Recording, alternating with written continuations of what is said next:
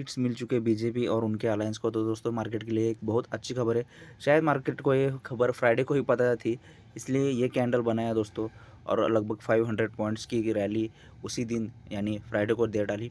दोस्तों हम समझते हैं कि इस बीजेपी विन के मायने क्या है मार्केट के लिए। तो दोस्तों महाराष्ट्र का विन कितना इंपॉर्टेंट है, ये समझने के लिए हम महाराष्ट्र का जीडीपी कंट्रीब्यूशन समझते हैं दोस्तों।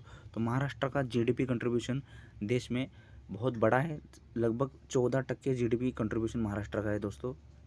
14% कंट्रीब्यूशन अकेले महाराष्ट्र का है दोस्तों। और जीडीपी कंट्रीब्यूशन में महाराष्ट्र देश का नंबर 1 राज्य है दोस्तों, नंबर 1 राज्य है। इसकी वजह से महाराष्ट्र का काफ़ी ज़्यादा इंपॉर्टेंस है दोस्तों। तो दोस्तों अगर मंडे को हम एक्सपेक्ट करें कि मार्केट गैप अप खुलने वाला है, तो कहाँ तक खुलेगा दोस्तों। तो मैं एक ये क्रॉस हेयर लेता हूँ। ये क्रॉस हेयर जहाँ जाता है दोस्तों, ये देखिए यहाँ ये क्लोजिंग लाइन है, इसके ऊपर मैं ले जाता हूँ। फर्स्ट हमारा जो रेजिस्टेंस है ये यहाँ पे है, लगभग 24,350। उसके नीचे जाए तो हमें दिखता है कि 24,250 और उसके ऊपर 24,500। तो इजी टर्म में कर देता हूँ दोस्तों आपके लिए। ये थोड़ा सा ये देखिए, सबसे पहला तो ये 24,250 ये रेजिस्टेंस है, R1 कहते हैं इसे। इसके बाद बाद में ये 24,350 ये R2 है हमारा, ठीक है। और सबसे बड़ा और ट्रेंड चेंजिंग हो सकता है वो वाला रेजिस्टेंस ये वाला है दोस्तों। मैं आपके लिए ड्रॉ करता हूँ, ये जो दिख रहा है आपको लाइन, ये जो है ये 24,500 का रेजिस्टेंस है। ये सबसे बड़ा रेजिस्टेंस है दोस्तों। इसकी अगर मार्केट इस लेवल को रिस्पेक्ट देता है, या फिर इस लेवल से हमें पता चलने वाला है दोस्तों कि क्या यहाँ पे कंसोलिडेट करेगा और ऊपर जाएगा, या फिर यहाँ पे ही थोड़ा थोड़ा कंसोलिडेट करके यहाँ से ही कुछ मार्केट यहाँ पे अपना अगला टॉप बना के फिर से नीचे की तरफ चल देगा। तो दोस्तों ध्यान में रखिए, मंडे को मार्केट गैप अप ज़रूर खुलेगा, लेकिन ये नहीं कह सकते कि अगर यहाँ से यहाँ भी खुलता है तो यहाँ पे थोड़ा देर मार्केट को रुकने दीजिए। मार्केट अगर ऊपर जाना चाहता है तो यहाँ पे ट्रेड बन सकता है आपका, लेकिन अगर आप रुकेंगे तो आपको मार्केट की डायरेक्शन पता चलेगी, मार्केट का मूड पता चलेगा। ये काफ़ी टाइम ऐसा होता है कि मार्केट गैप अप खुलेगा या फिर यहाँ पर खुलेगा और खुलते ही नीचे आना शुरू करेगा।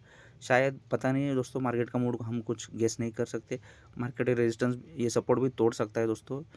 तो इसके लिए बेटर यही है कि इधर से अगर ऊपर खुल जाए गैप अप तो थोड़ी देर कंसोलिडेट करने दो।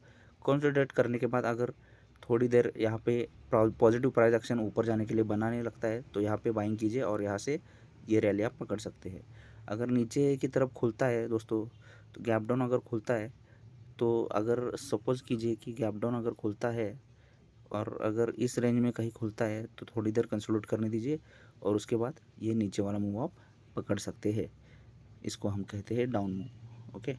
और अगर सपोज यहाँ पे ऊपर खुलता है गैप डाउन, यहाँ पे कंसोलिडेट करने दीजिए, इसको ये अप मूव आप पकड़ सकते हैं। लेकिन इम्पोर्टेंट यही है दोस्तों कि मार्केट को जो ये रेजिस्टेंसेस है ये ओवरकम करने होंगे। 3 रेजिस्टेंस मैंने आपके लिए बताए। नंबर 1 जो रेजिस्टेंस है ये है 24,000, ये 350, ये 2 बड़े बता देता हूँ आपको पहले, ये जो है, और इसके ऊपर 24,500। ये नंबर्स पे ध्यान दीजिए। 24,350 के ऊपर जाकर अगर मार्केट रुकता है थोड़ी देर या फिर 24,500 के आसपास भी जाता है, 24 बड़ा अप मूव वही आएगा जब ये मार्केट 24,500 के आसपास कंसोलिडेट करके ऐसे फिर ऊपर जाने लगेगा, या फिर बड़ा डाउन मूव भी वहीं पे आएगा दोस्तों। ये 24,500 की लाइन समझ लीजिए इसको, ये जो मैं कर रहा हूँ यहाँ पे कंसोलिडेट करके बड़ा डाउन मूव आएगा। तो अप मूव के लिए भी यही लेवल है और डाउन मूव के लिए यही सेम लेवल है। ओके दोस्तों, thank you very much for your time, take care.